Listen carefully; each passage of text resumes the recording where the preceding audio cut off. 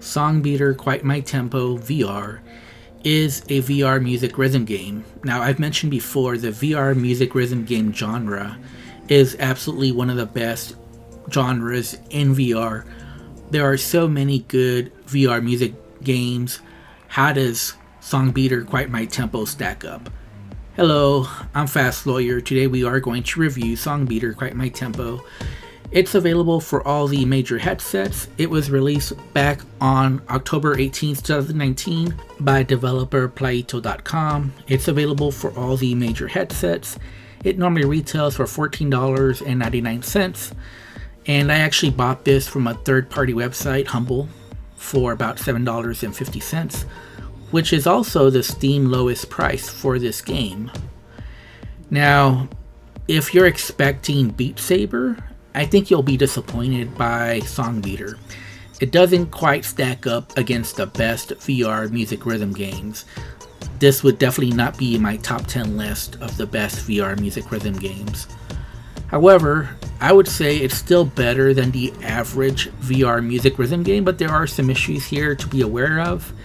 If I have to rate this, I would give it a 6 out of 10. I think it's a competent, solid title, but it does nothing special for the VR music rhythm game genre. There's several games similar to this, and it really does nothing new. It's just stuff that's been done before in other games and done better. But still, it's a fun, challenging VR music rhythm game, and it does have a lot of songs included for the price. So that's good to hear. There's also different modes. I didn't show the other modes. There's a mode called Freestyle where you can use different weapons.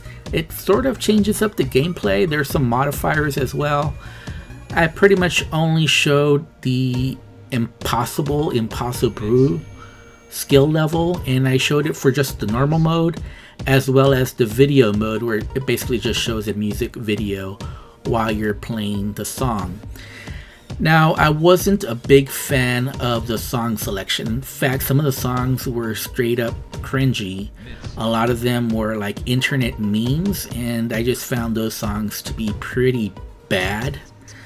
However, with such a big song selection, there were a few that I liked, and I picked two songs that I liked the most. And I like that I showed these two songs because it really shows the difference in the beat map. So that's one of my biggest criticisms of this game, is the beat maps don't always make sense. Now, you'll see the first song I chose, the beat map does match the rhythm of the song, so it goes well with the song. Again, this is Impossible level, the highest difficulty, Impossible. And then for the next song, I also chose the highest difficulty level, but it does not match the song at all. It's nowhere close to going to the rhythm of that song, and it's very noticeable, and you'll see that with the very next song that I show. Now, this game is running on the Unity engine, and I do like that there's different settings for this game, including graphical settings. However, I did switch the graphical settings to low from the best graphical settings, and I really didn't notice any difference whatsoever. The game would stutter at times, and it would affect the gameplay. For the most part, it did run well at a steady 90 frames per second, but it would just stutter suddenly out of nowhere. And it's frustrating when that affects the gameplay and affects your score. Now, the main mode of this game is the fit boxing that you're seeing here. And you're supposed to punch with the appropriate orb, with the right colored glove that you have, left or right. And the problem is, a lot of times you cannot see these orbs, especially when there's a lot of them on the screen. They hide behind each other, so it can be very difficult to tell which colored orb is behind the ones in front of you. And I found that to be frustrating. It seems, especially with the higher difficulties, that would be more prevalent. And the song difficulty itself would be very hit and miss. Sometimes Impossible would be a lot easier in one song than it is in another, and then it would go back to being very difficult or almost impossible, or impossible for me. And then I do another song, and Impossible would be not that difficult at all. So there's definitely a problem with difficulty settings for this game. They seem to be all over the place. Just difficulty spikes for some songs, and too easy on others. It was all over the place really for me. Some of the visuals for this game are very problematic. Now, I only show one environment in my gameplay. There are other night environments and they're pretty problematic, especially the default one, because it has lasers, bright lasers, shooting right at your eyes, which can cause discomfort.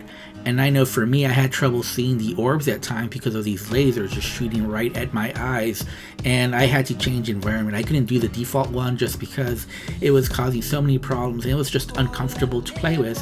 I don't know why a developer would include bright colored lasers that shoot towards your eye in a music rhythm game, but it's not a good idea. As I mentioned before, the sound quality is all over the place. I like some songs, with such a huge song list, I was able to find some songs that I liked, but on average, I did not like most of the soundtrack that's included with this game.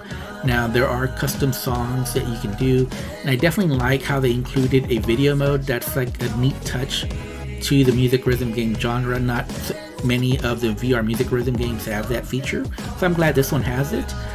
But overall, the quality of the songs was pretty low, and some of them were just like I said earlier, were very cringy. Now, I have to admit that I really didn't like the normal or easier difficulties for this game. It wasn't until I got to the higher difficulties that I started enjoying this game, especially once you have to start moving left and right, dodging left and right to avoid the moving lasers, and you have to punch pretty fast, and it makes you switch up the colors, and it can get pretty intense.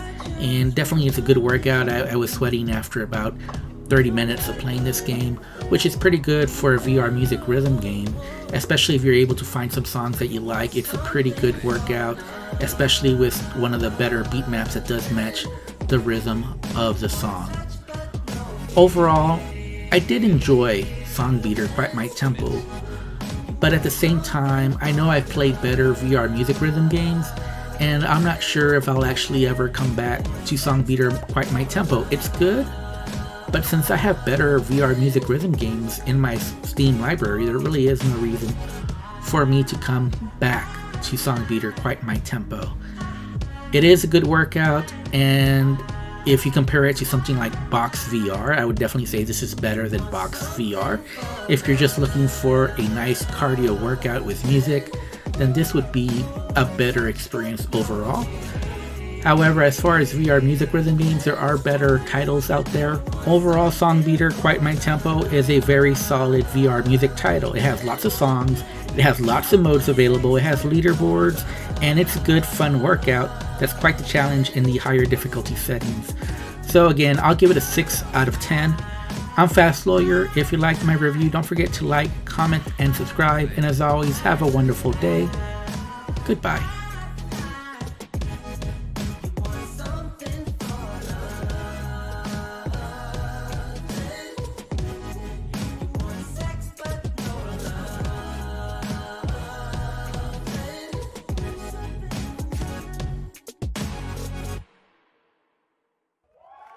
Quite My Tempo.